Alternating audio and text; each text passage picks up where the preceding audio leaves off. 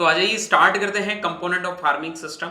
ठीक है कि क्वेश्चन आपको बेसिकली ऐसा ही पूछा जाता है कि फार्मिंग बेस्ड लाइवलीहुड सिस्टम के इंपॉर्टेंट कंपोनेंट्स कौन कौन से हैं, या फिर आपको बेसिक क्वेश्चन पूछ सकते हैं कि ये जो कंपोनेंट्स हैं उनको इनलिस्टेड करो, या फिर अगर लॉन्ग क्वेश्चन आए तो डिटेल में एक्सप्लेनेशन के लिए भी पूछ सकता है।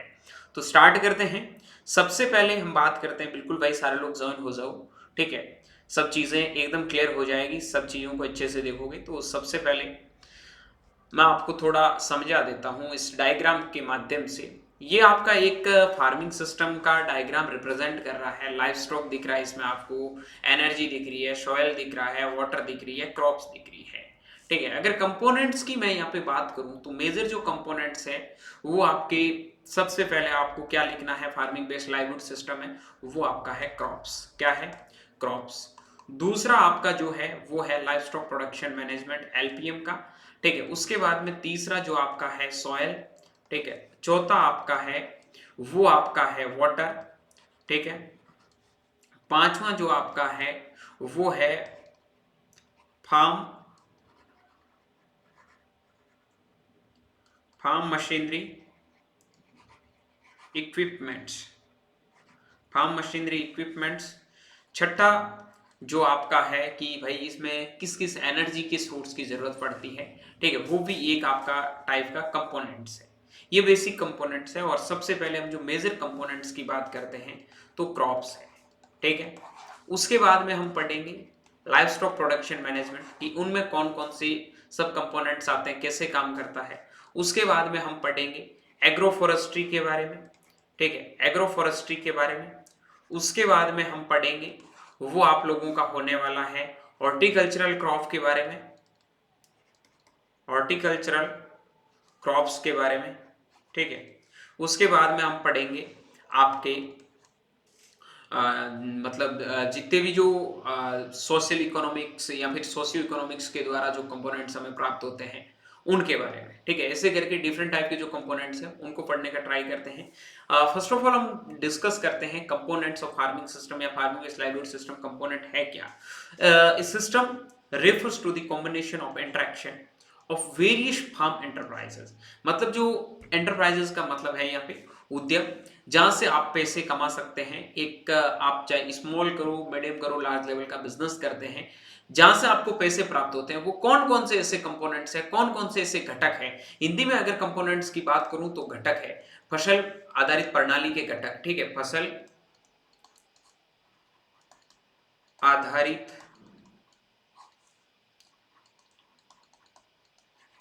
प्रणाली के घटक। ठीक है, तो उसमें कौन कौन से रिसोर्सेज है, कौन कौन से इंटरप्राइजेज है, इनका आपस में रिसोर्सेज कह सकते हैं ना। कंपोनेंट्स को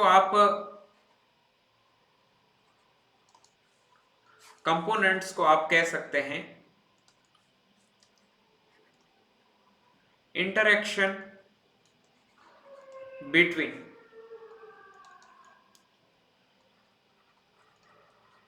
इंटरप्राइजेज प्लस डिफरेंट, मतलब डिफरेंट टाइप के इंटरप्राइजेस और रिसोर्सेज। ठीक है, ठीक है, ये आपका such as crops, livestock, fisheries, forestry and other allied activities to achieve the sustainable livelihood and maximum productivity per unit area, time and resources। यहां से आप लोगों को समझना है ये जो कंपोनेंट्स है, सबसे पहले जो क्रॉप्स है, ऐसी बात समझो इससे कि पैसे देने वाले घटक, या फिर अपन अपनी आजीविका को चलाते हैं तो यहां पे कौन कौन से घटकों की जरूरत पड़ती है। यू नो, सबसे पहले अगर मैं यहां पे बात करूं क्रॉप्स में, तो कौन सी ऐसी क्रॉप आप खेत के अंदर लगाओगे जिससे पैसे मिलेंगे। जैसे सीरियल्स क्रॉप हो गई, केस क्रॉप हो गई, पल्सेस क्रॉप हो गई। वैसे ही आप लाइव स्टॉक में जाओगे तो लाइव स्टॉक में भी आगे मैं आपको बताऊंगा डिफरेंट टाइप के रिसोर्सेज आपके पास में होते हैं उस कंपोनेंट्स में। लाइक आप क्या करते हो, गोट्री करते हो, फिगरी करते हो, डकरी करते हो। ठीक है, या फिर आप बफेलो रखते हो, काऊ वगैरह रखते हो, ये सब चीजें करते हो। उनके पालने से आपको पैसे मिलते हैं। डेयरी हो गया, ठीक है, ये सारे लाइव स्टॉक का पार्ट है। उसके बाद में हम बात करते हैं फॉरेस्ट्री में, तो एग्रो फॉरेस्ट्री सिस्टम में आपका एग्रो सिल्वी कल्चर आता है, ठीक है, सिल्वी फास्टोरल आता है, एग्रो सिल्वी फास्टोरल आता है। ये सब कंपोनेंट्स होते हैं जो आपको पैसे देते हैं। कैसे देते हैं उनको पहले समझने का प्रयास करना है। सबसे पहले बात करते हैं क्रॉप्स एंड क्रॉपिंग सिस्टम का। क्रॉप्स एंड क्रॉपिंग सिस्टम में क्या क्या आता है देखो। क्रॉप्स के अंदर तो आपकी मैं बेसिकली इनको सब मैं डिटेल में पढ़ाऊंगा, एक एक चीजों को आज पहले समझ लेना है बेसिक, ठीक है। क्रॉप्स के अंदर आपका आता है, वो आता है सीरियल्स, जिसके अंदर आपका क्या होता है, राइस, ठीक है, व्हीट, उसके साथ साथ में आपका मेज हो गया, ठीक है, पर्ल मिलेट हो गया, उसके साथ साथ में आपका बार्ले हो गया। ये सब चीजें हैं वो आपके किसके अंदर आती है, आपके सीरियल्स के अंदर आती है। फिर आती है आपकी केस क्रॉप्स। केस क्रॉप्स के अंदर बेसिकली मैंने आपको क्या बताया था, टोबैको हो गया, ठीक है, उसके साथ साथ आपका सबसे इंपॉर्टेंट है वो है शुगर कैन हो गया, कॉटन हो गया, ये सब, ठीक है। ऑयल सीड में, ऑयल सीड में जो मेजर है आपका ग्राउंडनट हो गया, ठीक है, और आपका सोयाबीन हो गया, ठीक है। उसके साथ साथ में बात करता हूं मैं पल्सेस की, तो पल्सेस के अंदर सबसे जो मेजर है वो है आपका चना, साइसर एरिटिनम, ठीक है, जिसे आप ग्राम भी बोलते हैं। उसके साथ साथ में आप लेते हैं रेड ग्राम, अरहर बोलते हो जिसको आप, ठीक है। ये सब आपकी क्या है, क्रॉप्स के अंदर आती है, जो आपकी एग्रोनॉमिकल क्रॉप्स होती है उनके अंदर, जो आपके एक कंपोनेंट्स क्रॉप्स के अंदर माना जाता है। उसके बाद में क्रॉपिंग सिस्टम, इसमें आपका मोनोकल्चर आता है, मिक्स क्रॉपिंग आता है, ठीक है। ये सब मैंने आप लोगों को पहले क्रॉपिंग सिस्टम वाले पार्ट के अंदर बहुत अच्छे से बताया है। तो ये एक प्रकार के क्या है, इसका जो मेजर कंपोनेंट है वो क्रॉप है। हालांकि इसको डिटेल में हम नेक्स्ट लेक्चर में पढ़ेंगे, ठीक है। फिर मैं बात करता हूं दूसरा जो कंपोनेंट्स है वो आपका है लाइव स्टॉक बेस्ड एंटरप्राइजेस, जिसको आप LPM, live stock production management बोलते हैं। सबसे इसका जो मेजर कंपोनेंट्स है वो आपका है डेयरी, ठीक है। दूसरा आपका जो कंपोनेंट है इसका वो आता है पिगरी, ठीक है। तीसरा आपका इसका आता है गोट्री। चौथा आपका इसका जो कंपोनेंट्स है वो आपका आता है कि आप इसमें सुअर भी पाल रहे हो, डकरी, ठीक है।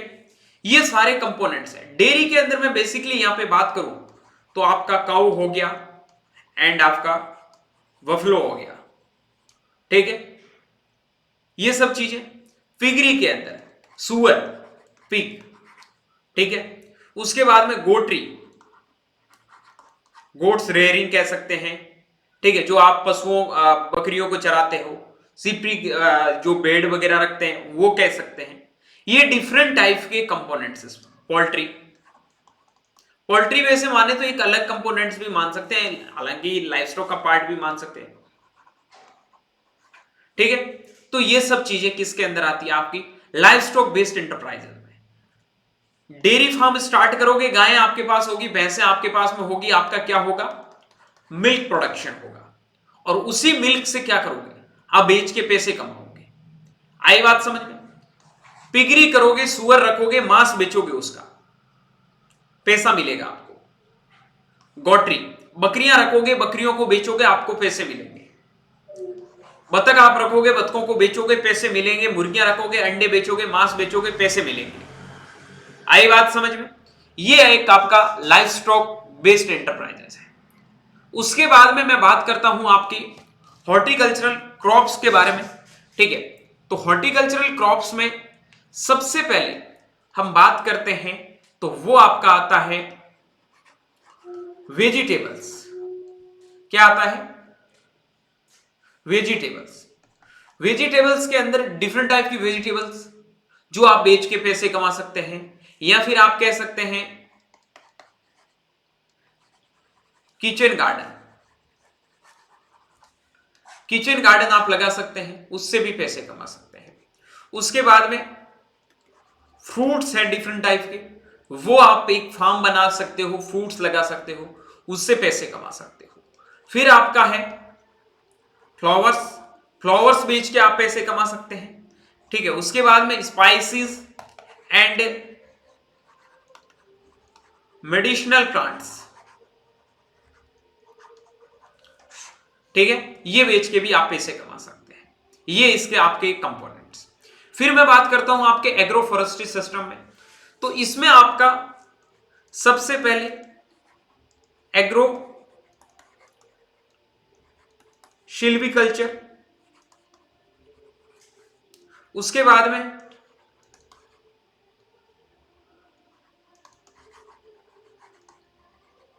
सिल्वी पास्टोरल, उसके बाद में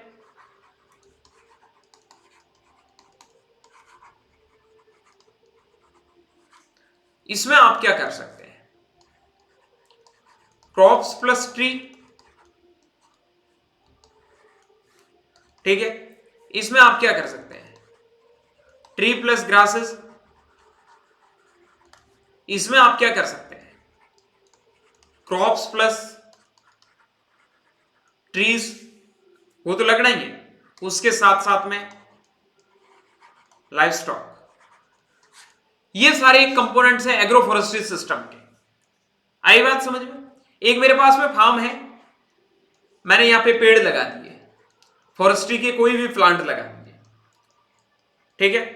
बीच बीच में ये जो भी मेरा खेत है, ये जो भी मेरा खेत है, उसके अंदर मैं क्या करूंगा, क्रॉप्स लगा दूंगा या ग्रासेस की पट्टियां लगा दूंगा। यहां मैंने क्या कर रखा है, पेड़ लगा रखे हैं, बीच में मेरे पास जगह है, ग्रासेस की पट्टियां लगा दूंगा। आई बात समझ में? तो ये आपका एग्रो फॉरेस्ट्री सिस्टम एक बहुत इंपॉर्टेंट कंपोनेंट्स माना जाता है। उसके बाद में बात करता हूं मैं आपके एक्वाकल्चर, जिसको आप बोल सकते हैं fish farming and integrated system. Aquaculture का मतलब क्या है, इसमें आप डिफरेंट टाइप की फार्मिंग सिस्टम कर सकते हैं। जैसे आपने एक पॉन्ड बनाया, ये क्या है, पॉन्ड है, तालाब है, और इसके अंदर फिश छोड़ दी। फिश में आपका रोहू हो गया, कतला हो गया, ये इंपॉर्टेंट बेसिकली, ठीक है। ये आपने मछलियां छोड़ दी। अब इन मछलियों से आपको क्या मिल रहा है, पैसा मिल रहा है, आप इनको बेचोगे, ये आपका कंपोनेंट सेट हो चुका है। आई बात समझ में? अब आप एक डक क्रीक सिस्टम भी कर सकते हैं, ठीक है। यहां आपने पढ़ा होगा फिश डक सिस्टम, बतखों को रखोगे, जो क्या करेगा, मछलियों को न्यूट्रिएंट देगा, मछलियों को न्यूट्रिएंट देगा और उसी न्यूट्रिएंट से मछलियां पल जाएंगी। या फिर आप अपने पॉन्ड को फर्टाइल बनाने के लिए, पॉन्ड तालाब को फर्टाइल बनाने के लिए उसमें FIM बेस्ड कर दोगे, ठीक है, फार्म यार्ड मैन्योर, मतलब पशुओं का जो गोबर वगैरह वो डालोगे, उनको न्यूट्रिएंट, मतलब कुछ ऐसे सोर्स होते हैं आपको फर्टाइल बनाने के लिए, आगे बताऊंगा, ठीक है। और उसके बाद आप मछलियां पालोगे, उसके बाद में कुछ ऐसी चीजें उनको, मछलियों को खिलाते जाओगे, उसकी वजह से भी उनका फर्टिलिटी बढ़ेगा। और जैसे बेसिकली आपका पॉन्ड फर्टाइल होगा, तो उसके अंदर जो पानी होगा, उसके अंदर न्यूट्रिएंट की मात्रा ज्यादा होगी, और जैसे ही न्यूट्रिएंट की मात्रा ज्यादा होगी तो मछलियां उस पानी में रहेगी, तो उनको न्यूट्रिएंट ज्यादा मिलेगी, और जितना ज्यादा न्यूट्रिएंट मिलेगा, उनसे प्रोडक्शन, उनका वेट है उतना ही ज्यादा होगा, और आपको प्रोडक्शन है वो उतना ही ज्यादा मिलेगा। ये कंपोनेंट आपको समझना है। आई बात समझ में? उसके बाद में मैं बात करता हूं जो आपके अदर एलाइड इंटरप्राइजेस ऑप्शनल के अंदर, लाइक सबसे पहले बात करता हूं आपके मशरूम कल्टीवेशन के बारे में। मशरूम कल्टीवेशन के बारे में, ठीक है। आपने एक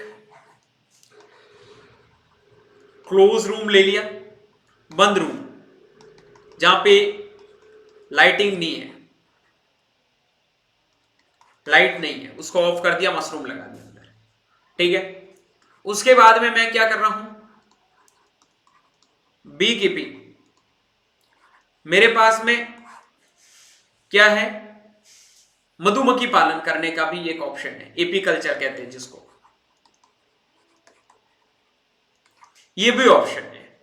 ठीक है, उसके अलावा बहुत सारे ऐसे सोर्स हैं जो हम कर सकते हैं, और वहां एक हमारा क्या बन सकता है, टॉप लेवल का एंटरप्राइज का सोर्स बन सकता है जो एक कंपोनेंट के रूप में काम करता है।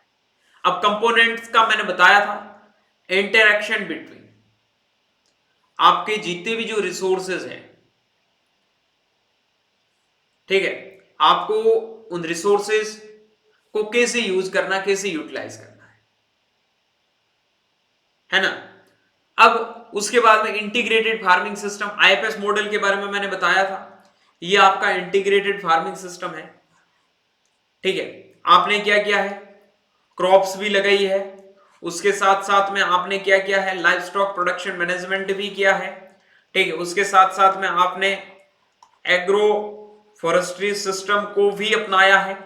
उसके साथ साथ में आपने और भी बहुत सारे रिसोर्सेज, जैसे यहां पे मैं बात करता हूं सोशियो जो आपके सोशियो इकोनॉमिक कंपोनेंट्स हैं उनके बारे में। ठीक है, लाइक वहां पे क्या होगा, आपको लेबर वगैरह ये जो भी कुछ मिलना होता है उनसे एक सोर्स मिल जाएगा। यहां से मैं क्या करूंगा, डेयरी फार्म स्टार्ट कर दूंगा। ठीक है, यहां से जो मेरे को क्रॉप होगी, केस क्रॉप होगी, या फिर आपकी जितनी भी जो सीरियल्स क्रॉप्स है वो मिल गए, उनसे प्रोडक्शन होगा, केस क्रॉप में बेचूंगा तो मुझे पैसे मिलेंगे।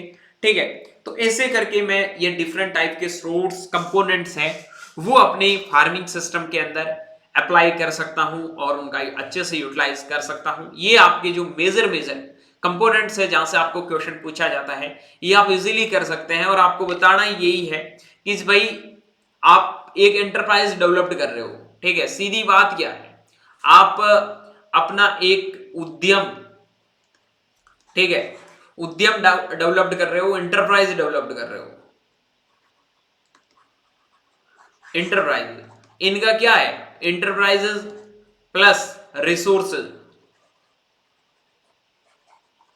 ठीक है, रिसोर्सेज इनका कॉम्बिनेशन ही क्या बनेगा आपका, एक कंपोनेंट्स बनेंगे ना, डिफरेंट टाइप के कंपोनेंट्स बनेंगे। और ये कंपोनेंट्स में बेसिकली अगर कंपोनेंट्स की हम बात करें तो उसके अंदर क्या क्या है, कंपोनेंट्स के बारे में बात करूं तो आपका क्रॉप्स है।